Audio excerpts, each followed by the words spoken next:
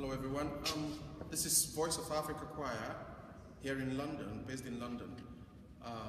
Our motto is to try and bring out the African heritage through music. We do more of African folks. We also do more of Western classical music. In fact, we do all sorts of songs as well.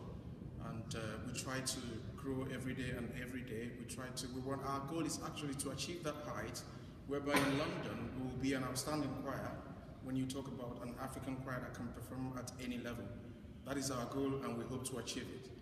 Thank you very much.